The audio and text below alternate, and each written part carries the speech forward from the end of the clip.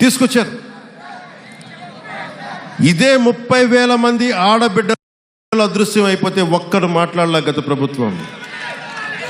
మీరు ఎందుకు చెప్తున్నానంటే, మీరు పిఠాపురం పెద్దలు, యువత, సమస్త ప్రజానీకం, తల్లులు, ఆడపడుచులు ఒక్క వ్యక్తి వెంట మీరు నడిస్తే, మేమందరం కలిసి ఒక కూటమినే గెలిపిస్తే, మీరిచ్చిన బలం 9 నెలలు దొరకక, బిడ్డ దొరకక, ఆచూకీకి దొరకక, కడుపు ఉండలు చుట్టుకుపోయి పడుతున్న ఒక మాతృమూర్తికి మీరు ఆనందం కలిగించారు. మీరు ఇచ్చిన నిలబడినందుకు మీకు జోహార్లు, మీకు మీ అందరికీ ధన్యవాదాలు.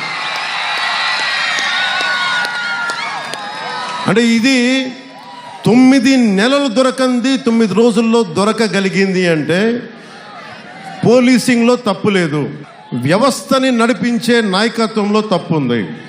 సరైన నాయకత్వం గనక రాష్ట్రాల్లో ఉంటే ఇలాంటి సమస్యలు చాలా తక్కువలో ఉంటాయి. నా దాకా మొన్న ఉన్నతాధికారితో మాట్లాడుతున్న, మీ దాకా వచ్చి దాదాపు ఒక ఐజీ స్థాయి అధికారి చెప్తా ఉన్నారు, మీ దాకా వచ్చి సమస్య పరిష్కారం అయిందంటే కింద స్థాయిలో వ్యవస్థలు సరిగ్గా మీ అంత బలంగా పనిచేయట్లేదు, అది మేము కూడా సరిదిద్దుకోవాలని ఒక ఐజీ స్థాయి అధికారి చెప్తుంటే నాకు నిజంగా చాలా ఆనందం కలిగింది. ఆ మార్పు వచ్చింది.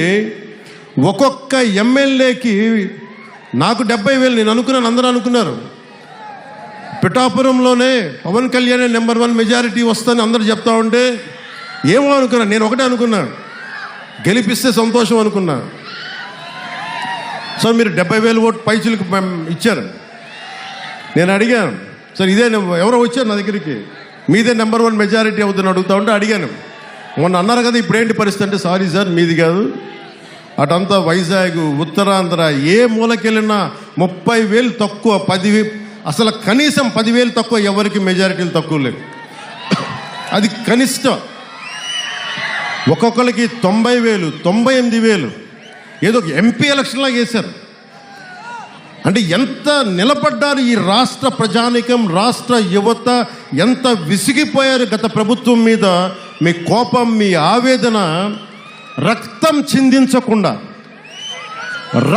చిందించకుండా ప్రజాస్వామ్య విధానాల ద్వారా ఒక విప్లవాన్ని తీసుకొచ్చారు. ఒక అరాచక ప్రభుత్వాన్ని కింద కూలదోసి మీరు మట్టిలో కలిపేశారు. అంటే ప్రజాస్వామ్యం తాలూకా శక్తి, నాయకుల్లో గనక శక్తి సమర్థత ఉంటే అలాంటి 151 స్థానాలున్న ఒక ప్రభుత్వాన్ని